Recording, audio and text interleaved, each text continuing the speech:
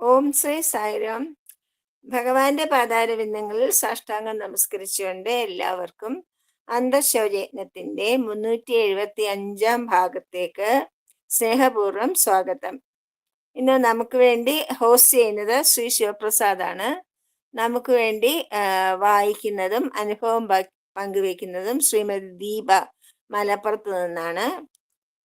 ഇന്ന് വാസ്തവത്തില് മാഷിനെ കണ്ടില്ല, ലക്ഷ്മൺ മാഷിനെ. ഞാനുണ്ട്. മാഷെ പറഞ്ഞോളൂ. മാഷെ സായിരാം. ദീപ DKP ദീപ രാമകൃഷ്ണൻ എന്ന് പറയുന്നത്. മാഷ് പറഞ്ഞോളൂ. ഓം ശ്രീ സായിരാം. ഭഗവാന്റെ തൃപ്പാദങ്ങളിൽ അനന്തകോടി പ്രണാമങ്ങൾ അർപ്പിച്ചുകൊണ്ട് അന്തർശൗചത്തിന്റെ 375 ഭാഗത്തേക്ക് എല്ലാവർക്കും സ്നേഹപൂർവ്വം സ്വാഗതം. ഇന്ന് നമ്മളോട് വായനയും അനുഭവ വിവരണവും ഭജനയും ചെയ്യാൻ എത്തിയത് മലപ്പുറത്തുള്ള ദീപയാണ്. അവര് 3 പ്രാവശ്യം ഓങ്കാരവും 3 പ്രാവശ്യം സായി ഗായത്രി ജപിച്ചുകൊണ്ട് പാരായണം തുടങ്ങാം. പാരായണം ഒരു 10 മിനിറ്റ് നേരത്തേക്ക് ആവാം. അത് കഴിഞ്ഞിട്ട് അനുഭവ വിവരണം ഒരു 10-12 മിനിറ്റ് നേരത്തേക്കാവാം. അതിനുശേഷം ഭഗവാന്റെ ഒരു പ്രസന്റേഷനാണ്. അതിനുശേഷമാണ് ഭജന. സായിരാം. ദീപ ആരംഭിച്ചോളൂ. സായിരാം. സായിരാം.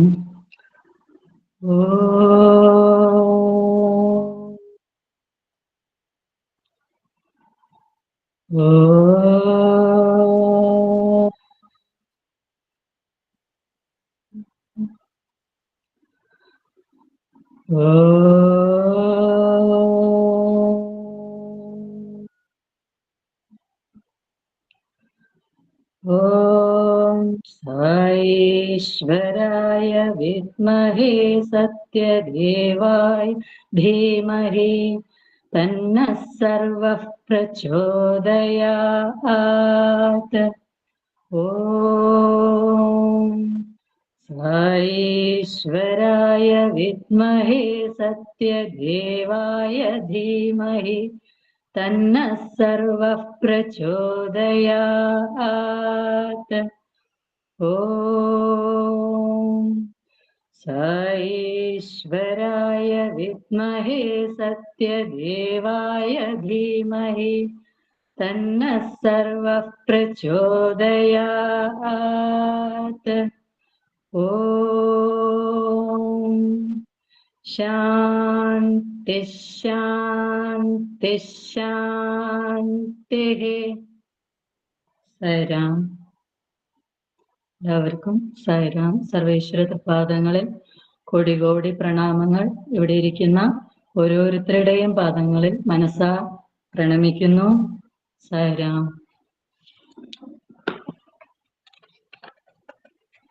അത് സായി വാണി 2003 ഒക്ടോബർ 17 പ്രശാന്തി നിലയത്തിലെ സായി കുൽവൻ ഹാളിൽ സ്വാമി നടത്തിയ പ്രഭാഷണത്തിന്റെ ഒരു ഭാഗമാണ്. പ്രേമസ്വരൂപരെ, വിദ്യാർത്ഥികളെ, ഈശ്വര സൃഷ്ടികളിൽ മനുഷ്യജന്മം ഏറ്റവും പവിത്രവും ഉദാത്തവുമാണ്. മനുഷ്യൻ അനന്തമായ ശക്തിവിശേഷങ്ങൾ കൊണ്ട് അനുഗ്രഹീതൻ. പക്ഷേ അവൻ അജ്ഞത നിറഞ്ഞ ജീവിതമാണ് നയിക്കുന്നത്. കാരണം അവന് തന്റെ ജന്മസിദ്ധമായ ശക്തികളെ പറ്റി ബോധമില്ല. എല്ലാ മനുഷ്യരിലും ദിവ്യശക്തിയുണ്ടെങ്കിലും വളരെ കുറച്ചു പേർക്ക് മാത്രമേ അത് പ്രകടമാക്കാനുള്ള കഴിവുള്ളൂ.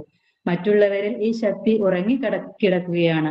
എല്ലാവരും തങ്ങളിൽ അന്തർലീനമായിരിക്കുന്ന ഈ ദിവ്യത്വം സാക്ഷാത്കരിക്കാൻ ശ്രമിക്കണം. അനന്തമായ ദിവ്യശക്തി തന്നിൽ നിക്ഷിപ്തമാണെങ്കിലും മനുഷ്യൻ സ്വയം ദുർബലനും ശക്തിഹീനനുമാണെന്ന് കരുതുന്നു. ജാനകി രാമയ്യ ഒരു ദിവ്യശക്തിയായിരുന്നു. അദ്ദേഹം ഈ ശരീരത്തിനേക്കാൾ 2.5 വത്സരം ഇളയതായിരുന്നു. രാഷ്ട്രീയ മേഖലയിൽ നിപുണനായിരുന്നു ജാനകി രാമയ്യ. തന്റെ അഭിപ്രായം പറയുമ്പോൾ അദ്ദേഹം വാക്കുകൾ കൂട്ടിക്കുഴയ്ക്കാറില്ല. ചില സമയം ഞാൻ താക്കീത് കൊടുക്കാറുണ്ട്, രാമയ്യ, നിനക്ക് മറ്റുള്ളവരുടെ കഴിവുകളെ പറ്റി അറിയാൻ പാടില്ല. കഠിനമായ വാക്കുകൾ ഉപയോഗിക്കരുത്. സംസാരിക്കുമ്പോൾ സ്വയം നിയന്ത്രിക്കുക.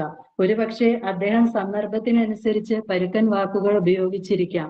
പക്ഷെ അദ്ദേഹം മൃദുല ഹൃദയനായിരുന്നു. ആത്മീയാനുഭൂതിയുടെ മാധുര്യം. ലക്ഷ്മണൻ യുദ്ധക്കളത്തിൽ മോഹാലസ്യപ്പെട്ട് വീണപ്പോൾ ശ്രീരാമൻ പരിതപിച്ചു. ഈ ലോകം മുഴുവൻ തിരഞ്ഞാൽ സീതയെ പോലെ ഒരു ഭാര്യയെ കിട്ടിയേക്കാം, കൗസല്യയെ പോലെ ഒരു അമ്മയെ കിട്ടുമായിരിക്കാം, പക്ഷേ ലക്ഷ്മണനെ പോലെ ഒരു സഹോദരനെ കിട്ടുകയില്ല, തീർച്ച. ഈ രീതിയിൽ ലക്ഷ്മണന്റെ സ്നേഹം രാമനെ അഗാധമായി സ്പർശിച്ചിരുന്നു. അദ്ദേഹം ലക്ഷ്മണന്റെ ഗുണഗണങ്ങളെ വാനോളം പുകഴ്ത്തി. മാതാപിതാക്കളും സഹോദരങ്ങളും മഹത്തായ ആദർശങ്ങൾ തെളിയിച്ച് ബോധ്യപ്പെടുത്തുന്ന വളരെ കുടുംബങ്ങൾ ഇന്നും ഉണ്ട്. പണ്ടത്തെ പോലെയുള്ള മാതൃകാ സഹോദരന്മാർ ഇക്കാലത്തും ജീവിച്ചിരിപ്പുണ്ടോ എന്ന് നിങ്ങൾ സംശയിക്കേണ്ടതില്ല. തീർച്ചയായും ഉണ്ട്. താൽക്കാലികമായ അഭിപ്രായ വ്യത്യാസങ്ങൾ ഉണ്ടായിരിക്കാം, പക്ഷെ അവർ പരസ്പരം എപ്പോഴും സ്നേഹിക്കുന്നു. ഓരോ മനുഷ്യനും എല്ലാവരിലും സ്ഥിതി ചെയ്യുന്ന ആത്മതത്വം സാക്ഷാത്കരിക്കാൻ ശ്രമിക്കണം. അത് ആവശ്യമാണ്. ആത്മീയാനുഭൂതിയുടെ മാധുര്യം അതുല്യമാണ്. ഓരോ വ്യക്തിയും അത് സാക്ഷാത്കരിക്കുകയും അനുഭവവേദ്യമാക്കുകയും ചെയ്യണം. ഒരാൾക്ക് ഒരു വ്യക്തിയുടെ സ്വഭാവം മനസ്സിലായി എന്ന് വരാം, പക്ഷെ ആത്മാവിന്റെ പ്രകൃതം മനസ്സിലാക്കാൻ അത്ര എളുപ്പമല്ല. ആത്മാവിന് പ്രത്യേക രൂപം ഇല്ല. അത് നിറയെ സ്നേഹവും ആനന്ദവുമാണ്. ആത്മതത്വം മനസ്സിലാക്കാൻ രാമനും സഹോദരന്മാരും തെളിയിച്ച് ബോധ്യപ്പെടുത്തിയ ആദർശങ്ങൾ മത്സരബുദ്ധിയ അനുകരിക്കണം. മനുഷ്യരിൽ അന്തർലീനമായിരിക്കുന്ന ദിവ്യത്വം തൊട്ടറിഞ്ഞ ഒരാൾ മാത്രമാണ് ശരിയായ മനുഷ്യൻ. ശ്രീരാമന്റെ പാത പിന്തുടരൂ. ഒരു ദിവസം രാമനും സഹോദരന്മാരും കളിച്ചുകൊണ്ടിരുന്നപ്പോൾ ഭരതൻ ഓടി വന്ന് കൗസല്യയുടെ മടിയിൽ കയറിയിരുന്ന സങ്കടത്തോടെ പറഞ്ഞു, അമ്മേ, ഞാൻ കളിയിൽ തോൽക്കാറാകുമ്പോഴേ ഒക്കെ രാമൻ കളിയിൽ തോറ്റ് എന്നെ വിജയിയാക്കുന്നു. കളിക്കുമ്പോൾ പോലും രാമൻ തന്റെ സഹോദരന്മാരോട് തനിക്കുള്ള സ്നേഹം പ്രകടിപ്പിക്കും. ലക്ഷ്മണനും ഭരതനും ശത്രുഘ്നനും തങ്ങൾക്ക് രാമനെ ജ്യേഷ്ഠ ഭ്രാതാവായി കിട്ടിയത് മഹാഭാഗ്യമാണെന്ന് അമ്മമാരോട് പറയും. അവർ രാമനെ പ്രശംസിച്ചു പറഞ്ഞു, രാമൻ സ്നേഹം കൊണ്ട് നിറഞ്ഞിരിക്കുന്നു. നിങ്ങൾക്ക് ഇതുപോലെയുള്ള ഒരു സഹോദരനെ വേറെ കാണാൻ കൂടി കഴിയുകയില്ല. അവർ എപ്പോഴും രാമന്റെ കൂടെ താമസിച്ച് രാമനെ സേവിക്കണമെന്ന് ആഗ്രഹിച്ചിരുന്നു. അവരുടെ ഇടയിൽ വലിയ സ്നേഹവും ഐകമത്യവും ഉണ്ടായിരുന്നു. അവർക്കിടയിൽ സ്നേഹബന്ധത്തിന്റെ ആനന്ദം അനുഭവവേദ്യമായി. ഇന്നും ലോകത്തിൽ ആ മാതിരി സഹോദരന്മാരുണ്ട്. പക്ഷെ ഇന്നത്തെ ലോകത്തിന്റെ സ്ഥിതി അനുസരിച്ച് ജനങ്ങൾ മനുഷ്യർ തമ്മിലുള്ള സാഹോദര്യം പ്രോത്സാഹിപ്പിക്കുന്നില്ല. നമ്മുടെ സ്ഥാപനങ്ങൾ സാഹോദര്യം എന്ന ആദർശം പ്രവൃത്തി കൊണ്ട് തെളിയിച്ച് ബോധ്യപ്പെടുത്തണം. മറ്റുള്ളവർക്ക് വഴി കാണിച്ചു കൊടുക്കുകയും വേണം. നിങ്ങൾ പരസ്പരം സഹോദരന്മാരെ, സഹോദരികളെ എന്ന് വിളിക്കുന്നു. വെറും വാക്കുകൾ മാത്രം പോരാ, നിങ്ങളുടെ പെരുമാറ്റത്തിൽ അത് പ്രതിഫലിക്കണം. രാജ്യഭ്രഷ്ടനായിരിക്കുമ്പോൾ രാമന് ലക്ഷ്മണനിൽ നിന്നും ഒരു നിമിഷം പോലും വേർപിരിയുന്നത് സഹിക്കാനാവുമായിരുന്നില്ല. ലക്ഷ്മണനെ തന്റെ പാർശ്വത്തിൽ കണ്ടില്ലെങ്കിൽ ലക്ഷ്മണൻ എവിടെ പോയിരിക്കുകയാണെന്ന് അദ്ദേഹം സീതയോട് ഉത്കണ്ഠാകുലനായി ചോദിക്കും. സ്വയം മാതൃകയായി രാമൻ സഹോദരന്മാർ തമ്മിലുള്ള മാതൃകാ സ്നേഹം ലോകത്തെ ബോധ്യപ്പെടുത്തി. ഇന്ന് വിദ്യാർത്ഥികൾ സമൂഹത്തിൽ ഉന്നത സ്ഥാനം നേടുക എന്ന ഒരൊറ്റ ഉദ്ദേശ്യത്തോടെയാണ് വിദ്യാഭ്യാസം നേടുന്നത്. അവർ തങ്ങളുടെ സ്നേഹം സഹജീവികളുമായി പങ്കിടാനും സാഹോദര്യം എന്ന ആദർശം ഉയർത്തിക്കാട്ടാനും തയ്യാറല്ല. സർവ്വസാഹോദര്യം എന്ന ആദർശം പ്രാവർത്തികമാക്കുക എന്നതാണ് ഇന്നത്തെ ആവശ്യം. സഹോദരന്മാർ മാതൃകാപരമായ ജീവിതം നയിക്കണം. ശരീരങ്ങൾ വ്യത്യസ്തങ്ങളായിരിക്കാം, പക്ഷെ അവരുടെ ജീവിത തത്വം ഒന്നു തന്നെയായിരിക്കണം. ഭാരതഭൂമിയിൽ അത്തരം മാതൃകാ സഹോദരന്മാർക്ക് ക്ഷാമമില്ല. പക്ഷെ ചില ആളുകളുണ്ട്, തങ്ങളുടെ പവിത്ര വികാരങ്ങളെ പ്രവൃത്തിയിൽ കൊണ്ടുവരാനും മറ്റുള്ളവർക്ക് മാതൃകയാകാനും കഴിവില്ലാത്തവർ. നമ്മുടെ സ്നേഹം സഹജീവികളുമായി പങ്കിടുമ്പോൾ മാത്രമേ നമുക്ക് ദിവ്യത്വം അനുഭവവേദ്യമാകൂ. ഒരു വിദ്യാർത്ഥിയുടെ ശരിയായ ലക്ഷണം എന്താണ്? മനസ്യേകം, വചസ്യേകം, കർമ്മണ്യേകം, മഹാത്മന. വിചാരങ്ങളും വാക്കുകളും പ്രവൃത്തികളും തമ്മിൽ സമ്പൂർണ്ണ പൊരുത്തമുള്ളവർ മഹാത്മാക്കളാണ്. മാനവരാശിയുടെ കൃത്യമായ പഠനമാണ് മാനവൻ എന്ന് പറയുന്നു. പക്ഷെ ഇന്ന് മാനവരാശിയുടെ ശരിയായ ഗുണങ്ങളെ നമ്മൾ മനുഷ്യനിൽ കാണുന്നില്ല. പുറമേ മനുഷ്യർ പരസ്പരം ബഹുമാനം കാണിക്കുന്നുണ്ടാകാം, പക്ഷെ മനസ്സിനകത്ത് അവർ ശരിയായ സ്നേഹമോ ഐക്യബോധമോ സന്തോഷമോ അനുഭവിക്കുന്നില്ല. അവർ പറയും അവർ മാനവരാണെന്ന്. യഥാർത്ഥത്തിൽ അവർക്ക് കുരങ്ങന്റെ മനസ്സാണുള്ളത്. എന്താണ് ശരിയായ മനുഷ്യത്വം? ശരിയായ മനുഷ്യത്വം സഹജീവികളെ സ്വന്തം സഹോദരങ്ങളായി കരുതി പെരുമാറുന്നതിലാണ്. നിങ്ങൾ ഐക്യബോധം വളർത്തിയെടുക്കുമ്പോൾ മാത്രമേ മനുഷ്യൻ എന്ന പേരിന് അർഹനാകുന്നുള്ളൂ. ഇന്ന് ഐക്യം വളരെ അത്യാവശ്യം. ഐക്യമില്ലാത്തിടത്ത് നിങ്ങൾക്ക് ശത്രുത കാണാം. ശത്രുത വിരോധം ഉണ്ടാക്കുന്നു. അതിന്റെ ഫലമായി സ്നേഹം എന്ന തത്വം പൂർണ്ണമായി ഇല്ലാതാകുന്നു. മനുഷ്യന്റെ പ്രധാന കർത്തവ്യം മറ്റുള്ളവരുമായി തന്റെ സ്നേഹം പങ്കിടുക എന്നതാണ്. അപ്പോഴേ മനുഷ്യന് സർവ്വസാഹോദര്യം, ഈശ്വരൻ എല്ലാവരുടെയും പിതാവാണെന്ന തത്വം സാക്ഷാത്കരിക്കാൻ സാധിക്കൂ. നിർഭാഗ്യവശാൽ ഈ ആദർശം ഇന്ന് ഒരിടത്തും കാണാനില്ല. ഈശ്വരൻ പിതാവാണെന്ന തത്വത്തിൽ നിങ്ങൾ വിശ്വസിച്ചില്ലെങ്കിലും മനുഷ്യരെല്ലാവരും സഹോദരങ്ങളാണെന്ന തത്വത്തിൽ നിങ്ങൾ വിശ്വസിക്കണം. അത് പ്രയോഗത്തിൽ കൊണ്ടുവരിക, പരമാനന്ദം അനുഭവിക്കുക. ആ മാതിരി ഐക്യം നേടിയെടുക്കുമ്പോഴേ ഭാരതം അതിന്റെ ആദ്യകാല പ്രതാപം വീണ്ടെടുക്കുകയുള്ളൂ. ഐക്യവും സ്നേഹവും സഹോദരങ്ങൾക്കിടയിൽ മാത്രം പോരാ, ഭാര്യ ഭർത്താക്കന്മാർക്കിടയിലും വേണം. ഇന്ന് നിങ്ങൾ കേട്ടു, ഡോക്ടർ പിള്ള, സിംഗപ്പൂരിൽ നിന്നുള്ള ഒരു ഡോക്ടർ, ഭാര്യയുടെ ഓർമ്മയ്ക്കായി ഒരു സ്ഥാപനം പണിതുയർത്താൻ ആഗ്രഹിക്കുന്നു എന്ന്. 30 സംവത്സര കാലമായി അദ്ദേഹം സ്വാമിയുടെ ഭക്തനാണ്. അദ്ദേഹത്തിന്റെ പത്നി സദ്ഗുണസമ്പന്നയായിരുന്നു. അവർ എപ്പോഴും പുഞ്ചിരി തൂകിയിരുന്നു. സദാ സൗമ്യമായും മധുരമായുമാണ് സംസാരിക്കുക. ഈ രാജ്യത്ത് ആ മാതിരി വളരെ ശ്രേഷ്ഠ വനിതകളുണ്ട്. തന്മൂലമാണ് ഈ രാജ്യം ശുഭമായും ശ്രേയസ്സോടുകൂടിയും അഭിവൃദ്ധികരമായി നിലനിൽക്കുന്നത്. അപ്രകാരം തങ്ങളുടെ സ്നേഹം മൗനമായി സംവേദനം ചെയ്യുന്ന ധാരാളം ഭക്തന്മാരുണ്ട്. ഭാരതം വലിയ പുണ്യഭൂമിയാണ്. പക്ഷെ ജനങ്ങൾ വിദേശ രാജ്യങ്ങളിൽ സുഖവും സന്തോഷവും കിട്ടുമെന്ന തെറ്റായ പ്രത്യാശയിൽ ആ നാടുകളിലേക്ക് കൂട്ടമായി കുടിയേറുന്നു. ഇവിടെ കിട്ടാത്ത സുഖവും സന്തോഷവും നിങ്ങൾക്ക് ലോകത്ത് മറ്റൊരിടത്തും കിട്ടാൻ പോണില്ല. ഇപ്രകാരം പറയാറുണ്ട്, എന്ന ഭാരതേ തന്ന ഭാരത. ഭാരതത്തിൽ ഇല്ലാത്ത ഒന്നും മറ്റൊരിടത്തും ഉണ്ടാവുകയില്ല. അതാണ് പോയ ആയിരക്കണക്കിന് സംവത്സരങ്ങളിൽ ലോകത്തിലെ മറ്റു രാഷ്ട്രങ്ങളുമായി സമാധാനത്തോടും സൗഹൃദത്തോടും കഴിയാൻ ഭാരതത്തിന് സാധിച്ചതിന്റെ കാരണം. ഭാരതീയർ മറ്റുള്ളവരുമായി സ്നേഹം പങ്കിടുകയും സഹോദര ബന്ധം നിലനിർത്തുകയും ചെയ്യുന്നു. വാസ്തവത്തിൽ അവർ മാത്രമേ സർവ്വസാഹോദര്യം, എല്ലാവരും ഒരേ ദൈവത്തിന്റെ സന്താനങ്ങൾ എന്ന തത്വം അനുസരിച്ച് ജീവിച്ചിട്ടുള്ളൂ. ധാരാളം വൈദേശിക ആക്രമണങ്ങൾ ഉണ്ടായിട്ടും ഭാരതീയരുടെ സ്നേഹവും സൗഹൃദവും അല്പം പോലും കുറഞ്ഞിട്ടില്ല. ചില സമയങ്ങളിൽ തൊഴുത്തിൽ കുത്തുകൾ ഉണ്ടാകാം, പക്ഷെ അത് പായുന്ന മേഘങ്ങൾ മാത്രമാണ്. എല്ലാവരുടെ ഹൃദയത്തിലും സ്നേഹത്തിന്റെ ഹൃദ്യമായ പരിമളം ഉണ്ട്. സ്നേഹത്തിന്റെ ശക്തി അനുഭവിക്കൂ. ഹൃദയത്തിൽ മാധുര്യമില്ലെങ്കിൽ മധുരമായി സംസാരിക്കുന്നതിൽ എന്തു കാര്യം? സംസാരത്തിൽ മാധുര്യവും ഹൃദയത്തിൽ ചവർപ്പും മനുഷ്യന്റെ ഗുണമല്ല. വിചാരത്തിലും വാക്കിലും പ്രവൃത്തിയിലും മാധുര്യം വേണം. ഇതാണ് മനുഷ്യന്റെ ശരിയായ അടയാളം. ജീവിതം സ്നേഹം കൊണ്ട് നിറയ്ക്കണം. ലോകത്ത് സ്നേഹത്തെക്കാൾ മേന്മയുള്ളതായി യാതൊന്നുമില്ല. മനുഷ്യൻ അതുല്യനാണെന്ന് കരുതുന്നത് അവനിലുള്ള സ്നേഹം എന്ന ഗുണം കൊണ്ടാണ്. പക്ഷെ നിങ്ങൾക്ക് മനുഷ്യജന്മത്തിന്റെ മാഹാത്മ്യം മനസ്സിലായിട്ടില്ല. ഈശ്വരൻ സ്നേഹ സന്ദേശം പ്രചരിപ്പിക്കാനായി മനുഷ്യരൂപത്തിൽ അവതരിക്കുന്നു. നിങ്ങളുടെ ഹൃദയത്തിൽ സ്നേഹമുണ്ടെങ്കിൽ നിങ്ങൾക്ക് ഈ ലോകം കീഴടങ്ങാം. നിങ്ങളിൽ സ്നേഹമുണ്ട്, പക്ഷെ അത് യുക്തമായ രീതിയിൽ വെളിപ്പെടുത്താൻ നിങ്ങൾക്ക് കഴിയുന്നില്ല. നിങ്ങൾ ധാരാളം പുസ്തകങ്ങൾ വായിക്കുന്നു, ചരിത്രവും പഠിക്കുന്നുണ്ട്. പക്ഷെ നിങ്ങൾ രാമന്റെ ചരിത്രം പഠിച്ചിട്ടുണ്ടോ? രാമനും ലക്ഷ്മണനും ഭരതനും ശത്രുഘ്നനും ഇടയിൽ ഉണ്ടായിരുന്ന സ്നേഹത്തിന്റെ സുദൃഢമായ ബന്ധത്തെപ്പറ്റി മനസ്സിലാക്കിയിട്ടുണ്ടോ? പ്രഥമവും പ്രധാനവുമായി സാഹോദര്യഭാവം വളർത്തിയെടുക്കൂ. എല്ലാവരെയും സഹോദരരായി കാണണം. നിങ്ങളുടെ ഏറ്റവും വലിയ ശത്രുവിനെ കണ്ടുമുട്ടുമ്പോഴും അദ്ദേഹത്തിനെ സഹോദര എന്ന് സംബോധന ചെയ്യുക. അദ്ദേഹത്തോട് സ്നേഹത്തോടെ സംസാരിക്കുക. നിങ്ങൾ അദ്ദേഹത്തെ സഹോദര എന്ന് വിളിക്കുമ്പോൾ അദ്ദേഹത്തിന്റെ ഹൃദയം ദ്രവീകരിക്കും. ഞൊടിയിടയിൽ വിദ്വേഷം അപ്രത്യക്ഷമാകും. സ്നേഹശക്തി നിങ്ങൾ സ്വയം വളർത്തിയെടുക്കണം. ആ ശക്തി കൊണ്ട് നിങ്ങൾക്ക് ഈ ലോകം മുഴുവൻ കീഴടക്കാം. സ്നേഹശക്തിയാൽ നേടാൻ വയ്യാത്തതായി യാതൊന്നുമില്ല. സ്നേഹമാണ് ഏറ്റവും വലിയ ശക്തി. യഥാർത്ഥത്തിലുള്ള മാനുഷിക മൂല്യം ഈ പരമോന്നതമായ ശക്തി പങ്കിട്ട് അനുഭവിക്കുന്നതിലാണ്. പക്ഷേ ഇന്ന് മനുഷ്യൻ സ്നേഹം എന്ന ഈ ശ്രേഷ്ഠ ഗുണം ലൗകിക നേട്ടങ്ങൾക്ക് വേണ്ടി പാഴാക്കി കളയുന്നു. മനുഷ്യൻ സ്നേഹം ദിവ്യമാണെന്ന് മനസ്സിലാക്കുന്നില്ല. ഈ വാസ്തവം ഗോപികമാർക്ക് മനസ്സിലായിട്ടുണ്ടായിരുന്നു. അതുകൊണ്ടാണ് അവർ ശ്രീകൃഷ്ണനോട് പ്രാർത്ഥിച്ചത്, അല്ലയോ കൃഷ്ണ, നിന്റെ മധുരമായ മുരളി വായിക്കൂ. സ്നേഹത്തിന്റെ വിത്തുകൾ ഞങ്ങളുടെ വരണ്ട ഹൃദയ മരുഭൂമിയിൽ വിതയ്ക്കൂ. ഭൂമിയിൽ പ്രേമനദികൾ ഒന്ന് മുഴുവൻ വായിക്കണ്ട കേട്ടോ, അത് മുഴുവൻ വായിക്കണ്ട, ഒരുപാട് നേരവും. സൈറാം, വായന വളരെ നീ അനുഭവം പറഞ്ഞോളൂ. നിങ്ങൾ സ്വയം ഇൻട്രൊഡ്യൂസ് ചെയ്ത് അനുഭവം പറഞ്ഞോളൂ. സായിരാം, എല്ലാവർക്കും സായിരാം.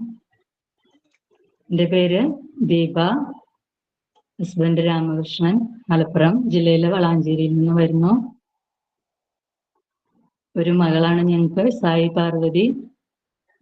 കോഴിക്കോട് കൊയിലാണ്ടി ശ്രീശൈലം സത്യസായി വിദ്യാപീഠത്തിലെ 10ാം ക്ലാസ് വിദ്യാർത്ഥിനിയാണ്.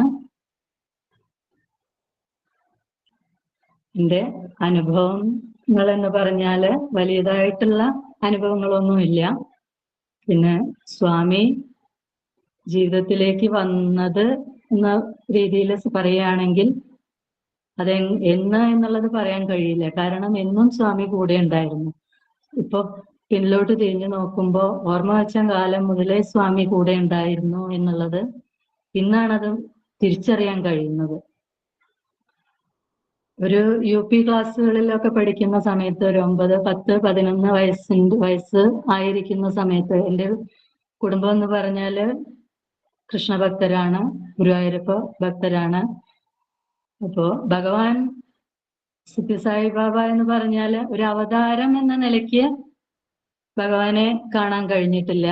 ഒരു സന്യാസി ശ്രേഷ്ഠൻ, അതല്ലെങ്കിൽ ഒരു ദിവ്യതയുള്ള ഒരു ആത്മീയ ഗുരു, ആ ഒരു ലെവലിൽ മാത്രമേ ചിന്തിക്കാനുള്ള ഒരു അവസ്ഥയിൽ അതുവരെ ചിന്തിച്ചിരുന്നു. അതിന്റെ മുകളിലോട്ടുള്ള ചിന്ത എൻ്റെ രക്ഷിതാക്കൾക്ക് പോയിട്ടില്ല.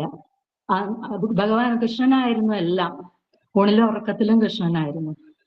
പിന്നെ അങ്ങനെ ഒരു UP ക്ലാസ്സുകളിൽ പഠിക്കുമ്പോഴാണ് സ്വാമിയുടെ യാതൊരു കാര്യത്തെ കുറിച്ചും അറിയില്ല. എങ്ങനെ സ്വാമി എങ്ങനെ പരിചയപ്പെട്ടു, ആര് പരിചയപ്പെടുത്തി എന്നുള്ള ചോദ്യത്തിന് പലരും പല ഉത്തരങ്ങൾ പറയുന്നത് കേട്ടിട്ടുണ്ട്, അനുഭവങ്ങളും സത്സംഗങ്ങളിലൂടെയൊക്കെ. പക്ഷെ എൻ്റെ കാര്യത്തിൽ പറയുകയാണെങ്കിൽ സ്വാമി അങ്ങനെ ജീവിതത്തിലേക്ക് കടന്നു വന്നത്. സ്വാമി ഭഗവാനാണ് എന്നറിയില്ല, സ്വാമി ആരാണ് എന്ന് പോലും അറിയാത്ത ഒരു രീതിയിലാണ് ഭഗവാൻ എൻ്റെ ജീവിതത്തിലേക്ക് വന്നത്.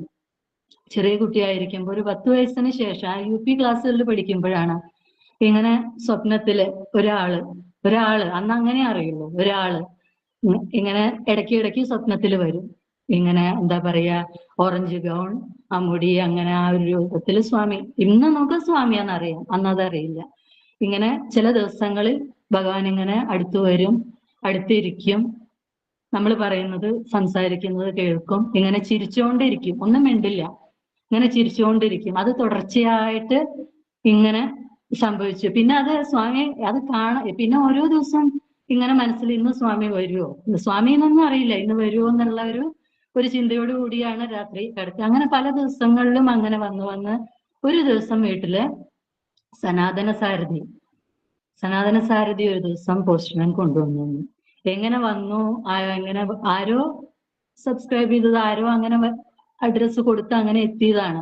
1 വർഷത്തോളം ആ സനാതന സാരഥി എല്ലാ മാസവും മുടങ്ങാതെ, ഡിവോട്ടീസ് അല്ല, ഭഗവാന്റെ കാര്യങ്ങളുമായിട്ട് ഒരു കണക്ഷനും ഇല്ല, അങ്ങനെയുള്ള ഒരു വീട്ടിലേക്ക് ഏതോ രൂപത്തിൽ 1 വർഷത്തോളം 12 സനാതന സാരഥി കൃത്യമായിട്ട് മുടങ്ങാതെ വന്നുകൊണ്ടിരുന്നു. അങ്ങനെ അത് വായിക്കാൻ തുടങ്ങി. വലുതായിട്ടൊന്നും മനസ്സിലാവില്ല, കാരണം 6ാം ക്ലാസ് 7ാം ക്ലാസ്സിലാണ് പഠിക്കുന്നത്. പക്ഷെ സ്വാമി പറയുന്ന കാര്യങ്ങളിൽ ചില കാര്യങ്ങൾ, കാരണം അങ്ങനെയാണ്, ചെറിയ കുട്ടികളോട് സംസാരിക്കുന്ന പോലെയാണല്ലോ സ്വാമി പറയുക. അങ്ങനെ ചില കാര്യങ്ങളൊക്കെ മനസ്സിലാക്കിയെടുത്തു. പിന്നെ അത് ഭയങ്കര സന്തോഷമായി, അതിന് കാത്തിരിക്കാൻ തുടങ്ങി. അങ്ങനെ അത് വായിച്ച് ഇങ്ങനെ പിന്നെ ഈ സായിരാം എന്നുള്ള ഒരു നാമം മനസ്സിൽ ഇങ്ങനെ വന്നു തുടങ്ങി. അങ്ങനെ പിന്നീട് സ്വാമി ഏതോ ഒരു ലക്കത്തില് ലിഖിത ജപത്തിനെ കുറിച്ച് പറഞ്ഞു. ആരും അറിയുന്നില്ല അതൊന്നും കേട്ടോ. സനാതന സാരഥി വരുന്നുണ്ട്, അത് വായിക്കുന്നുണ്ട് എന്ന് എല്ലാവർക്കും അറിയാം. പക്ഷെ ഈ എൻ്റെ മനസ്സിൽ നടക്കുന്ന ആക്ടിവിറ്റീസ് ആരോടും പറയാനും തോന്നിയില്ല. പറഞ്ഞു കഴിഞ്ഞാൽ അതിനെ അത്ര ഗൗരവമായിട്ട് എടുക്കില്ല വീട്ടില്, അതുകൊണ്ട് അത് അങ്ങനെ പറഞ്ഞിട്ടുമില്ല, ആരോടും പറഞ്ഞിട്ടില്ല. അങ്ങനെ ഒരു ബുക്ക് എടുത്ത് ഇങ്ങനെ പിന്നെ ലിഖിത ജപത്തിനെ കുറിച്ച് പറഞ്ഞു. അങ്ങനെ ഒരു ബുക്ക് എടുത്ത് കുറേശ്ശെ ഇങ്ങനെ സായിരാം, വെറും ഓം ശ്രീ സായിരാം എന്നൊന്നുമില്ല, സായിരാം ഇങ്ങനെ എഴുതാൻ തുടങ്ങി കുറേശ്ശെ. അതും ആരെയും കാണിച്ചിരുന്നില്ല. അങ്ങനെ എഴുതാൻ തുടങ്ങി. അങ്ങനെ 1 വർഷം ഇത് വായിച്ച് പിന്നെ സ്വാമി ഇടയ്ക്കിടയ്ക്ക് വരും. അങ്ങനെ നമ്മൾ ചോദിക്കുന്ന കാര്യങ്ങൾക്ക്, നമ്മളോട് പറയാനുള്ള കാര്യങ്ങൾ അങ്ങനെ സ്വാമി പറയും. അതൊരു വല്ലാത്തൊരു സന്തോഷമായിട്ട് ജീവിതത്തിലൂടെ അങ്ങനെ സ്കൂൾ കാലഘട്ടം കഴിഞ്ഞു, കോളേജ് കാലഘട്ടം കഴിഞ്ഞു, അങ്ങനെ BEd കഴിഞ്ഞു, പിന്നെ സ്കൂളിൽ വർക്ക് ചെയ്യും, പ്രൈവറ്റ് സ്കൂൾസിൽ വർക്ക് ചെയ്യാം. ആ സമയങ്ങളിലൊക്കെ വേറെ ഒരു കണക്ഷനും ഇല്ല. ഈ ഭഗവാൻ എങ്ങനെ ഈ 1 വർഷം സനാതന സാരഥി വായിച്ചു, അത് എടുത്ത് ഇടയ്ക്കിടയ്ക്ക് വായിക്കും. കാരണം പിന്നെ വന്നിട്ടുമില്ല, അത് ഒരു 12 എണ്ണം വന്നു. ആ 12 എണ്ണം കുറെ കാലം അതെടുത്ത് ഇങ്ങനെ വായിക്കും. അങ്ങനെ ഭഗവാൻ ഇങ്ങനെ വരും, സ്വപ്നത്തിൽ വരും, അങ്ങനെ സംസാരിക്കും. അങ്ങനെ ആ ഒരു സന്തോഷത്തോടു കൂടി ഇങ്ങനെ ഏകദേശം കോളേജ് കാലഘട്ടവും കഴിഞ്ഞു. അങ്ങനെ പിന്നീട് 2006 വിവാഹം കഴിഞ്ഞു. 2006 വിവാഹം കഴിഞ്ഞ് 5 വർഷം കഴിഞ്ഞിട്ടാണ് മോളായത്. അപ്പോൾ അതിന്റെ ഭാഗമായിട്ട് കുട്ടികളില്ലാത്തതിന്റെ അങ്ങനെ ട്രീറ്റ്മെന്റും കാര്യങ്ങളും ക്ഷേത്രങ്ങളിൽ അങ്ങനെ അതന്നെയായിരുന്നു. അങ്ങനെ ആവുമല്ലോ, അതന്നെയായിരുന്നു ജീവിതം മുഴുവൻ ആ ഒരു 5 വർഷത്തോളം.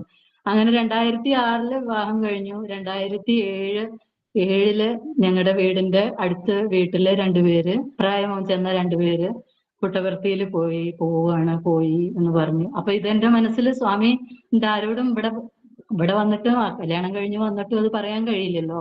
അപ്പൊ സ്വാമി മനസ്സിലുണ്ട്. അപ്പൊ ഞാൻ എവിടെയോ യാത്ര പോകുമ്പോഴാണ് ആരോ പറഞ്ഞതാണ് ഇങ്ങനെ ഇവര് 2 പേര് പുട്ടപ്പുറത്തിൽ പോയി. അപ്പൊ ഞാൻ ഹസ്ബൻഡിനോട് ജസ്റ്റ് ഒന്ന് ചോദിച്ചു, നമുക്കൊന്ന് പോവാം എന്ന് പറഞ്ഞു. അപ്പൊ ഹസ്ബൻഡ് പ്രത്യേകിച്ച് ആൻസർ ഒന്നും പറഞ്ഞില്ല. പിന്നെ കുറച്ച് കഴിഞ്ഞിട്ട് പറഞ്ഞു ആ ശരി എന്ന് പറഞ്ഞു. 2007 ഞാൻ ചോദിക്കുന്നത്. അങ്ങനെ 2008 പോയി. ഞങ്ങൾ 4 പേര് പോയി ഭഗവാന്റെ അവിടെ. ഒന്നും അറിയില്ല. അങ്ങനെ 3 ദിവസം അവിടെ താമസിച്ചു. 3 ദിവസം 2 നേരം ഭഗവാന്റെ വേദവും ഭജനയും. അന്നത്തെ വേദവും ഭജനയും അതിനെക്കുറിച്ചൊന്നും ഒരു വിവരവും ഇല്ലാത്ത ഒരു സമയം. വേദവും ഭജനയൊക്കെ പങ്കെടുത്തു. ഭഗവാന്റെ ദർശനം കിട്ടി. അതില് അന്ന് 3-ാമത്തെ വർഷമാണ് കല്യാണം. 2 വർഷം കഴിഞ്ഞു, 3-ാമത്തെ വർഷമാണ്. അപ്പൊ ട്രീറ്റ്മെന്റ് ഒക്കെ ഗംഭീരമായിട്ട് നടന്നുകൊണ്ടിരിക്കുന്ന സമയമാണ്. അപ്പൊ അതിന്റെ ഒരു പ്രാർത്ഥനയിലും കാര്യങ്ങളിലും ഒക്കെ ആയിരുന്നു ഞങ്ങള്. അങ്ങനെ ഒരു ദിവസത്തെ 2-ാമത്തെ ദിവസത്തെ ദർശനം ആ സമയത്ത് സ്വാമി വീൽ ചെയറിൽ ഇങ്ങനെ വന്ന് ഇങ്ങനെ ഭഗവാനെ തന്നെ നോക്കിയിരിക്കുകയാണ്. അപ്പൊ ഭഗവാൻ ഏകദേശം ഒരു 10 അടി മുന്നിൽ വന്നിട്ട് അപ്പൊ അത്രയും ദൂരം വന്നപ്പോഴേക്കും എന്നെ സങ്കടം വന്നു, കരച്ചിൽ തുടങ്ങി. അങ്ങനെ ഭഗവാൻ ജസ്റ്റ് മുഖത്തേക്ക് ഒന്ന് നോക്കി, ജസ്റ്റ് ഒരു ഗ്ലിംസ് എന്ന് പറയാലോ നമുക്ക്. അങ്ങനെ വളരെ ശക്തിയായിട്ടുള്ള ഭഗവാന്റെ ഒരു നോട്ടം, ഒരു 2-3 സെക്കൻഡ്. അപ്പോഴേക്ക് കൺട്രോൾ പോയി, അങ്ങനെ കരച്ചിൽ തുടങ്ങി. പക്ഷെ ആ സമയത്ത് എൻ്റെ മനസ്സിൽ ശക്തിയായിട്ട് ഭഗവാൻ എന്തോന്ന് കാണിച്ചു തന്നു. ഒരു കുഞ്ഞ് എന്നുള്ള ആ ഒരു ചിത്രം എൻ്റെ മനസ്സിൽ ഭഗവാൻ കാണിച്ചു തന്നു. പിന്നെ എനിക്ക് സ്വാമി മുന്നോട്ട് വരുന്നത് ഒരിക്കലും എനിക്ക് പിന്നെ സ്വാമിയോട് സ്വാമി ഒന്നും മിണ്ടാനോ അതല്ലെങ്കിൽ ഒന്നിനും എനിക്ക് കഴിയാത്തൊരു. അപ്പൊ സ്വാമി വരണ്ട, ഇനി എൻ്റെ അടുത്തേക്ക് വരണ്ട എന്നുള്ളൊരു ചിന്തയാണ് എൻ്റെ മനസ്സിൽ വന്നത്. അങ്ങനെ സ്വാമിയുടെ വീൽചെയർ അങ്ങനെ ആ പോകുന്ന വഴിക്ക് ഒരു 2-3 സെക്കൻഡ് സ്വാമി എൻ്റെ മുഖത്തേക്ക് തന്നെ നോക്കി നിന്നു. ആ ചിത്രം മനസ്സിൽ ഇന്നും ആ ഒരു ചിത്രം, ആ ഒരു കുഞ്ഞെന്നുള്ള ആ ഒരു ചിത്രം സ്വാമി കാണിച്ചു തന്നത്. അതെങ്ങനെയെന്നുള്ളത് അത് ഇപ്പോഴും അറിയിക്കാൻ കഴിയില്ല. അങ്ങനെ ഒരു ഇതായാലാണ്.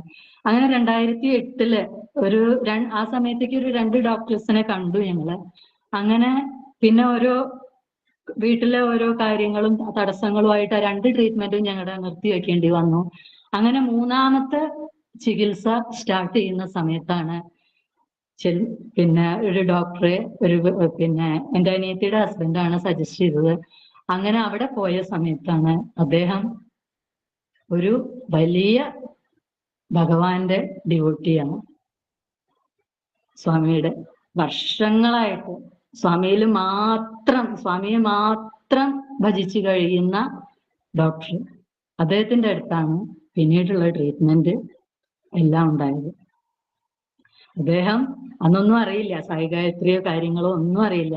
ഈ ട്രീറ്റ്മെന്റ് 1 വർഷത്തോളം ഏകദേശം 2 വർഷത്തോളം തുടർന്നു. അദ്ദേഹം ട്രീറ്റ്മെന്റ് നമ്മളെ പരിശോധിക്കുന്ന സമയത്തും എല്ലാം നമ്മളോട് സംസാരിക്കുന്നതിനിടയിലും എല്ലാം ജപിച്ചുകൊണ്ടിരുന്നത് സായിഗായത്രിയാണ്. അറിയില്ല അന്ന് സായിഗായത്രിയാണ്. പക്ഷെ ഇന്ന് സ്വാമിയുടെ ആ ഒരു സ്വാമിയെ മനസ്സില്ല. സ്വാമിയെ നമുക്ക് പരിചയപ്പെടുത്തി തരുന്നതിന് മുമ്പേ സ്വാമിയുടെ സാധനകളെ പരിചയപ്പെടുത്തി തന്നു തുടങ്ങി എന്നുള്ളതാണ് ഏറ്റവും വലിയ അത്ഭുതം. അങ്ങനെ സായിഗായത്രി എൻ്റെ മകളുടെ ട്രീറ്റ്മെന്റ്, മകൾക്ക് വേണ്ടിയുള്ള ട്രീറ്റ്മെന്റ് നടക്കുന്നത് തൊട്ട് സായിഗായത്രി ജപം നേരിട്ടല്ലെങ്കിലും അനുഭവിക്കാൻ കഴിഞ്ഞു എന്നുള്ളത് എനിക്ക് അദ്ദേഹത്തിലുണ്ട്. അനന്തനാരായണൻ ഡോക്ടർ ഒരിക്കലും മരണം വരെ മറക്കാൻ കഴിയാത്ത, ഭഗവാനോടൊപ്പം നിർത്തുന്ന ഒരു മനുഷ്യനാണ് ഇന്നും ഞാൻ. അദ്ദേഹം ആ സായിഗായത്രി ജപിച്ചുകൊണ്ടാണ് അദ്ദേഹം ട്രീറ്റ് ചെയ്തിരുന്നത്. അങ്ങനെ ഞങ്ങൾക്ക് 2010 മകളായി. അവള് ജനിച്ചു. സായി പാർവതി എന്ന പേര് കൊടുത്തു. അങ്ങനെ അവൾക്ക് 3.5 വയസ്സായി. അവളെ സ്കൂളിൽ ചേർത്തു. ഭവൻസിലാണ് ചേർത്തിരുന്നത്. അങ്ങനെ ആ കുട്ടി ഒരു 1.5-2 വയസ്സാവുന്ന സമയത്ത് അധികം സംസാരിച്ചിരുന്നില്ല. സംസാരിക്കുക എന്ന് പറഞ്ഞാൽ ആ പ്രായത്തിനനുസരിച്ച് രീതിയിൽ സംസാരിച്ചിരുന്നില്ല. അങ്ങനെ പ്രാർത്ഥിച്ച് ഒരു 3-4 സ്കൂളിൽ ചേർത്ത് കുറെ കഴിഞ്ഞിട്ടാണ് ആ കുട്ടി വ്യക്തമായിട്ട് സംസാരിക്കാൻ തുടങ്ങിയത്. പിന്നെ അത് കഴിഞ്ഞ് വളരെ നന്നായി സംസാരിക്കാനും ഇപ്പൊ ഭഗവാന്റെ കുറച്ചു കാലമെങ്കിലും വേദം പഠിക്കുന്നു, ഭജന പാടുന്നു, ഭഗവാന്റെ എല്ലാ സാധനങ്ങളും ഭഗവാൻ ചെയ്യിക്കുന്നു. സംസാരിക്കാത്ത ഒരു കുട്ടിയായിരുന്നു. പലരും പേടിപ്പിച്ചു, ഈ കുട്ടി അധികം സംസാരിക്കില്ല, ഈ കുട്ടിക്ക് സംസാരശേഷിയില്ലാത്ത കുട്ടിയെ ശബ്ദങ്ങൾ മാത്രമാണ് ഉണ്ടാക്കിയിരുന്നത്. ഇന്ന് ഭഗവാന്റെ സാധനകൾ ഭഗവാൻ കുട്ടിയെ കൊണ്ട് ചെയ്യിപ്പിക്കുന്നു. അത്രയും ഇൻവോൾവ്മെന്റ് സ്വാമി എൻ്റെ ജീവിതത്തിൽ ഉണ്ടാക്കിയിട്ടുണ്ട്. പിന്നെ അതും കഴിഞ്ഞ് ഭവൻസിലെ കുട്ടിയെ ചേർത്ത് കഴിഞ്ഞ് കോവിഡ് കാലഘട്ടം വന്നു. കോവിഡ് ഘട്ടം വന്ന സമയത്ത് എനിക്ക് വലിയൊരു മോഹമായിരുന്നു അവളെ ബാലവികാസ് ക്ലാസ്സിൽ ചേർക്കുക എന്നുള്ളത്. ഇതൊന്നും ആരോടും ഷെയർ ചെയ്യാൻ എനിക്കില്ല. കാരണം സ്വാമിയുടെ ഡിവോട്ടീസായിട്ട് എനിക്ക് യാതൊരു കണക്ഷനും ഇല്ല. ബാലവികാസ് ക്ലാസ് എന്നുള്ളത് എൻ്റെ മനസ്സിലൊരു സ്വപ്നമായിരുന്നു, അവളെ ചേർക്കുക എന്നുള്ളത്. അങ്ങനെ അവളുടെ സ്കൂളില് ആ കുട്ടിയോട് സംസാരിച്ച തുഷാര എന്ന പേര്. ആ കുട്ടിയോട് സംസാരിച്ചപ്പോൾ കുട്ടിയുടെ ഹസ്ബൻഡ് ഹാർട്ട് പേഷ്യന്റ് ആണ്. അങ്ങനെ പുട്ടപർത്തി പോയി സർജറി കഴിഞ്ഞു.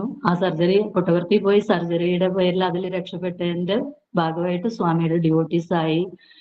അവൾക്കൊരു മോളുണ്ട്. ആ മോളെ ഞാൻ അങ്ങനെ സംസാരിച്ചപ്പോ ആ കുട്ടി പറഞ്ഞു, ബാലവികാസിന്റെ ഓൺലൈൻ ക്ലാസ് തുടങ്ങിയിട്ടുണ്ട്, ഓൺലൈൻ ഗ്രൂപ്പ് ഉണ്ട്. അപ്പൊ ഞാൻ എൻ്റെ നമ്പർ ആഡ് ചെയ്യാൻ പറഞ്ഞു. ബാലവികാസിന്റെ ഓൺലൈൻ ഗ്രൂപ്പിൽ എൻ്റെ നമ്പർ ആഡ് ചെയ്ത ക്ലാസ്സിൽ അന്ന് അവിടെ ഓൺലൈൻ ക്ലാസ് ആയിട്ട് ഒരാൾ ക്ലാസ് എടുക്കുന്നതൊന്നും എനിക്ക് അറിയില്ല. അങ്ങനെ ലിങ്ക് വഴി ക്ലാസ് എടുക്കുന്നതൊന്നും അറിയില്ല. അങ്ങനെ ആ ലിങ്കില് ഡിസ്ട്രിക്ട് ഗ്രൂപ്പാണ്. ആ ഗ്രൂപ്പില് നമ്മുടെ പ്രഭാകരൻ സാറിന്റെയും അങ്ങനെയുള്ള ആളുകളുടെ ക്ലാസ്സുകൾ വരും. ഒരെണ്ണം മുടങ്ങാതെ കേൾക്കും. ആ ക്ലാസ്സുകളൊക്കെ അറ്റൻഡ് ചെയ്യും. അങ്ങനെ ഇരിക്കുമ്പോഴാണ് ഒരു ദിവസം ഒരു ലിങ്ക് അതിൽ ഷെയർ ചെയ്ത് വന്നു. ആ ലിങ്കിൽ വൈകുന്നേരം 3:30 ജോയിൻ ചെയ്യാൻ പറഞ്ഞിട്ട് ഒരു ലിങ്ക് വന്നു. ആ ലിങ്കിൽ 3:30 ജോയിൻ ചെയ്ത സമയത്ത് അതിലൊരു 5-6 പേരേ ഉള്ളൂ. അല്ലെങ്കിൽ നോക്കുമ്പോ അപ്പൊ പിന്നെ അതിൽ കയറി ചെന്ന എനിക്കും അത്ഭുതം, അവിടെ ഇരിക്കുന്നവർക്കും അത്ഭുതം. അപ്പൊ അവിടെ ഇരിക്കുന്ന ലേഡീനെ എനിക്ക് പറയാൻ അന്ന് കഴിയുള്ളൂ. അപ്പൊ അവരെന്റെ അടുത്ത് ചോദിച്ചു ആരാ എന്താന്നൊക്കെ ചോദിച്ചു. അപ്പൊ ഞാൻ പറഞ്ഞു ഇങ്ങനെ ഡിസ്ട്രിക്ട് ഗ്രൂപ്പിൽ വന്നൊരു ലിങ്കാണ്, അത് കണ്ട് കയറിയതാണ്, എന്തെങ്കിലും ക്ലാസ് ആയിരിക്കും ഭഗവാന്റെ കയറ്റിയിട്ട് കയറിയതാണ് എന്ന് പറഞ്ഞു. അപ്പൊ പറഞ്ഞു ഇതങ്ങനെയുള്ള ഒരു പൊതുവായിട്ടുള്ള ഒരു ക്ലാസ് അല്ല, എന്റെ പ്രൈവറ്റ് ലിങ്കാണിത്. ഇത് ബാലവികാസ് ക്ലാസിന്റെ ഓൺലൈൻ ക്ലാസിന്റെ ലിങ്കാണ്. എനിക്കറിയില്ല അതുവരെ ബാലവികാസിന് ഓൺലൈൻ ക്ലാസ് ഉണ്ട് എന്നുള്ളത് എനിക്കറിയില്ല. ഓൺലൈൻ ക്ലാസിന്റെ ലിങ്കാണ് എന്ന് പറഞ്ഞു അവര്. അങ്ങനെ അവരെ പരിചയപ്പെട്ടു. മലപ്പുറം അരിയല്ലൂരിലെ സ്മിത മോഹൻരാജ് എന്ന് പറഞ്ഞ ചേച്ചിയാണ്. പിന്നെ സ്റ്റേറ്റ് സർവീസ് ഇൻചാർജ് ആയിരുന്നു. ഇന്ന് ഭഗവാനിലെത്തി കഴിഞ്ഞു അവര്. 2 വർഷമായി മുന്നേ. എല്ലാവർക്കും അറിയുന്ന കാര്യമാണ്. അങ്ങനെ സ്മിത ചേച്ചിയും ഞാനുമായിട്ട് വളരെ കൂട്ടായി, ചേച്ചിയായി, അമ്മയായി, അങ്ങനെ എല്ലാം കൊണ്ടും ഭഗവാന്റെ എല്ലാ ഓങ്കാരം മുതലുള്ള എല്ലാ സാധനങ്ങളും എന്നെ ഒരു ചിട്ടയായിട്ട് എന്നിലേക്ക് തുടങ്ങി വെച്ചത് സ്മിത ചേച്ചിയാണ്. അങ്ങനെ എൻ്റെ മകൾക്ക് ഗുരുവായി, ബാലവികാസ് ഗുരുവായി. അങ്ങനെ കോവിഡ് കഴിയുന്നത് വരെ അവരുടെ ബാലവികാസ് ഗുരുവായി. എൻ്റെ ഭഗവാനുമായിട്ടുള്ള കണക്ഷന് എനിക്ക് എല്ലാമായി. കാരണം സ്വാമിയുമായിട്ട് കണക്ട് ചെയ്യുന്നവരാണ് നമുക്കെല്ലാം ജീവിതത്തിൽ. അങ്ങനെ സ്മിത ചേച്ചിയാണ് എന്നെ ഭഗവാന്റെ സാധനകൾക്ക് തുടക്കം കുറിച്ചത്. അങ്ങനെ എല്ലാം പിന്നെ സംഘടനയുടെ എല്ലാ പ്രോഗ്രാംസിലും പങ്കെടുപ്പിച്ചു. അങ്ങനെ എല്ലാത്തിലും ഒരു ചിട്ട വരുത്തി. എൻ്റെ മകൾ പിന്നെന്താണ് ഓഫ്ലൈൻ ക്ലാസ് തുടങ്ങിയപ്പോൾ സമിതിയിൽ പോകാൻ തുടങ്ങി. ഓഫ്ലൈൻ ക്ലാസ്സിൽ പങ്കെടുപ്പിച്ചു. അങ്ങനെ ഈ സ്മിത ചേച്ചി എന്നെ ബാലവികാസ് ഗുരുവാക്കിയത് സ്മിത ചേച്ചിയിലൂടെയാണ്. അങ്ങനെ എൻ്റെ മകൾക്ക് വേണ്ടിയിട്ട്, കാരണം 25 കിലോമീറ്റർ പോകണം എനിക്ക് ബാലവികാസ് ക്ലാസ്സിൽ എല്ലാ ആഴ്ചയും എൻ്റെ മകളെയായിട്ട്. അങ്ങനെ ഞാൻ 6 മാസം പോയി. അതിനുശേഷം എന്നെ ഭഗവാൻ ബാലവികാസ് ഗുരുവാക്കി. പിന്നീട് എൻ്റെ മകള് സ്കൂൾ മാറുന്ന വരെ, കൊയിലാണ്ടി സ്വാമിയുടെ സ്കൂളിലേക്ക് മാറുന്നത് വരെ മാത്രം എൻ്റെ വീട്ടിൽ ബാലവികാസ് ക്ലാസ് നടന്നു. പിന്നെ എൻ്റെ വ്യക്തിപരമായ കുറെ കാരണങ്ങൾ കൊണ്ട് ആ ബാലവികാസ് ക്ലാസ് നിന്നുപോയി. അന്ന് എനിക്ക് മനസ്സിലായി എൻ്റെ ബാലവികാസ് ക്ലാസ് എൻ്റെ വീട്ടിൽ നടന്നത് എൻ്റെ മകൾക്ക് വേണ്ടി മാത്രമായിരുന്നു എന്നുള്ളത്. അന്ന് ഭഗവാൻ എനിക്ക് ബോധ്യപ്പെടുത്തി തന്നു. പിന്നീട് ആ ബാലവികാസ് ക്ലാസ് നിന്നുപോയി. പിന്നീട് അങ്ങനെ സ്മിത ചേച്ചി ഭഗവാനിൽ ലയിച്ചു. അതോടുകൂടി ഞാൻ എൻ്റെ മാനസികമായിട്ടുള്ള ഒരു വേറൊരു അവസ്ഥയിലേക്കായി മാറി. കാരണം അറ്റാച്ച്മെന്റ് പാടില്ല എന്ന് ഭഗവാൻ പറഞ്ഞാലും അതൊരു വല്ലാത്ത അറ്റാച്ച്മെന്റ് ആയിപ്പോയി. അതൊരു വേറൊരു അവസ്ഥയിൽ പോയി. ഞാൻ ആ സമയത്താണ് എനിക്ക് സ്നേഹാമൃതധാര എന്ന് പറഞ്ഞിട്ടുള്ള ഒരു കൂട്ടായ്മ, കുറെ അമ്മമാര്, ചേച്ചിമാര്, അങ്ങനെയുള്ള ഒരു കൂട്ടായ്മ. എൻ്റെ സ്മിത ചേച്ചി എന്നിൽ തുടങ്ങി വെച്ച സാധനകളെ തുടർന്ന് മുന്നോട്ട് കൊണ്ടുപോയതും എല്ലാം ബാക്കി എൻ്റെ ജീവിതത്തിലെ ഭഗവാനുമായിട്ട് കണക്ട് ചെയ്ത എല്ലാ കാര്യങ്ങളും പിന്നെ തുറന്നു നടന്നത് ഈ സ്നേഹാമൃതധാര എന്ന കൂട്ടായ്മയിലൂടെയാണ്. ഇന്ന് എൻ്റെ മോള് കൊയിലാണ്ടി സത്യസായി വിദ്യാപീഠത്തില് പഠിക്കുന്നത് കാരണം ഈ സ്നേഹാമൃതധാരയാണ്, അവിടെയുള്ള അംഗങ്ങളാണ്. അതെല്ലാം ഭഗവാൻ എനിക്ക് തന്ന സൗഭാഗ്യങ്ങളാണ്. ഇന്ന് ഭഗവാന്റെ സാധനകളെ വേദം ഇന്ന് ഏകാദശ രുദ്രത്തിലും ഭഗവാന്റെ രഥയാത്രയിലും എല്ലാം വേദം ജപിക്കാൻ സ്നേഹാമൃതധാരയിലൂടെ തുടങ്ങി വെച്ചു. അതങ്ങനെ മുന്നോട്ട് പോകുന്നു. ഇന്ന് ഭഗവാന്റെ എല്ലാ സാധനങ്ങളും എൻ്റെ സ്മിത ചേച്ചിയിലൂടെ ഭഗവാൻ എനിക്ക് സ്മിത ചേച്ചിയിലൂടെ സ്നേഹാമൃതധാരയിലൂടെ ധാരാളം എൻ്റെ സഹോദരന്മാര്, എൻ്റെ സഹോദരിമാര്, എൻ്റെ അമ്മമാര്, എല്ലാം ചേച്ചിമാരെല്ലാവരും, അതിൽ ഓരോ വ്യക്തികളും എനിക്ക് അത്രത്തോളം പ്രിയപ്പെട്ടതാണ്. കാരണം അവരെല്ലാവരും ഭഗവാന്റെ പ്രിയപ്പെട്ടവരാണ്. അതുകൊണ്ട് മാത്രം എനിക്കും അവർ പ്രിയപ്പെട്ടവരാണ് എന്നും എന്നും. പിന്നെ എൻ്റെ ഒരു കൂട്ടുകാരി, അത് എത്ര പറഞ്ഞാലും മതിയാവില്ല. പിന്നെ എൻ്റെ മൂത്ത സഹോദരന്റെ സ്ഥാനത്ത് നിൽക്കുന്ന സ്നേഹാമൃതധാരയിലെ ഗ്രൂപ്പ് ലീഡർ, എല്ലാം അവരുടെ എല്ലാം പാദങ്ങളിൽ നിന്ന് നമസ്കരിക്കുകയാണ്. എത്ര പറഞ്ഞാലും മതിയാവില്ല. എനിക്ക് ഭഗവാനെ ഇത്രയും അടുത്ത് കിട്ടാൻ കാരണം അവരൊക്കെയാണ്. ഇത്രയാണ് എൻ്റെ അനുഭവങ്ങള്. പിന്നെ ദിവസവും ഭഗവാൻ ഓരോ ദിവസവും മുന്നോട്ട് എന്നെ നയിക്കുന്നത് ഭഗവാന്റെ ഇന്ന് ഒരു അത്യാവശ്യമായിട്ടുള്ള ഒരു കാര്യത്തിൽ തീരുമാനമെടുക്കണമെങ്കിൽ ഭഗവാൻ യെസ് പറഞ്ഞിരിക്കും, അല്ലെങ്കിൽ നോ പറഞ്ഞിരിക്കും. അത് ഭഗവാന്റെ യെസ് ഓർ നോ കിട്ടിയാലാണ് ഏറ്റവും അത്യാവശ്യമായ ഒരു ഫോൺ കോൾ വരെ ഇന്ന് അത്യാവശ്യമായിട്ടുള്ള കാര്യങ്ങൾക്ക് മാത്രം കേട്ടോ ഭഗവാന്റെ ചെയ്യുന്നുള്ളൂ. നാളത്തെ ദിവസം എങ്ങനെയെന്ന് എനിക്കറിയില്ല. അത്രയും ഭഗവാനോടും ഭഗവാനെ എനിക്ക് കണക്ട് ചെയ്തു തരുന്ന ഓരോരുത്തരുടെയും പാദങ്ങളിൽ നമസ്കരിക്കുന്നു. സായിരാം, സായിരാം, സായിരാം.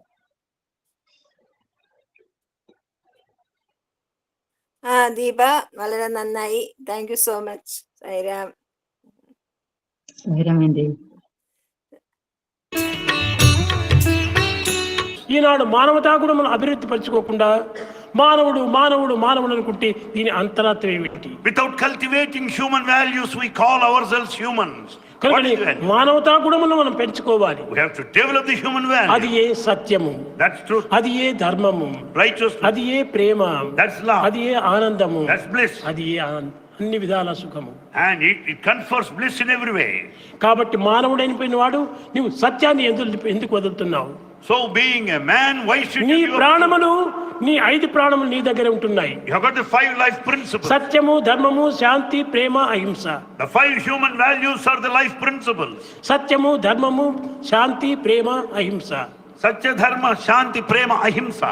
కనుక నీలో ఆ సత్యమే లేకంటే నీలోని ఒక ప్రాణం చచ్చిపోయింది. When there is no true satya in you, you have lost one life principle. నీలో ధర్మమే లేకపోతే నీలో 2 ప్రాణములు చచ్చిపోయినాయి. When there is no dharma, 2 life breaths are gone. నీలో ప్రేమనే లేకపోతే నీలో 3 ధర్మములు చచ్చిపోయినాయి. Bereft of love, 3 life principles are lost. ఈ విధంగా మనలో ఉన్నటువంటి యొక్క ప్రాణాలు మనమే తీసుకుంటున్నాం. Therefore the life principles are gone one after another by our own ఈ self. గుణములతో చేరినటువంటిదే మానవత్వము. And in fact the human quality, ఈ గుణాలను మనం చంపుకోవడం చేత మనమే చచ్చిపోతున్నాం. Since we are killing these good qualities, ఎవరో we are మనల్ని killing our చంపడం own లేదు. self. In fact, no one is killing you. మనమే మన గుణముల ద్వారా మనల్ని చంపుకుంటున్నాం. By losing these qualities, we kill ourselves. ప్రేమ స్వరూపులారా, Embodiments of love. మీరందరూ ప్రేమ అనేటువంటి ప్రధానమైనటువంటి యొక్క వస్తువును దగ్గర ఉంచుకున్నారు. You have got this most precious ఆ quality. ప్రేమనే మీరు చంపుకుంటే మీరు చచ్చిన వారే అవుతారు. If you kill love all by yourself, it is the ఆ life of ప్రేమను death. మనం పెంచుకోవాలి. We have to develop love. ఆ సత్యాన్ని మనం పెంచుకోవాలి. We have to grow truth. ఎక్కడ పోయినప్పటికీ ఇప్పుడు అసత్యం అసత్యం అసత్యం. Today we find falsehood, lies everywhere. Satyam Truth, నాలుకకు ప్రాణం, and that's the very life of the tongue. ధర్మము Righteousness, చేతికి ప్రాణం, and it's the very life of the hands. అహింస హృదయానికి ప్రాణం. Non-violence is the life of the heart. కనుక ఈ మూడింటిని మనం చంపుకుంటే మన నాలుగు చచ్చిన వాడు అవుతాము. Then once we lose them, naturally we lose our చేతిని tongue. చంపుకున్న వారం And అయిపోతాము. we'll be just హృదయమే amputating our శూన్యమైనటువంటి వారం hands. అవుతాము. And we're losing our heart. కనుక మనము ప్రతి ఒక్కటి కూడాను మన యందే ఉంటున్నవనే సత్యం గుర్తించుతూ వర్తించాలి. So we have to know the basic truth that everyone is immanent within us.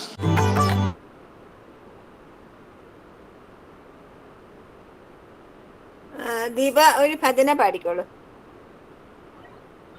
സൈറണ്ട് Sairam.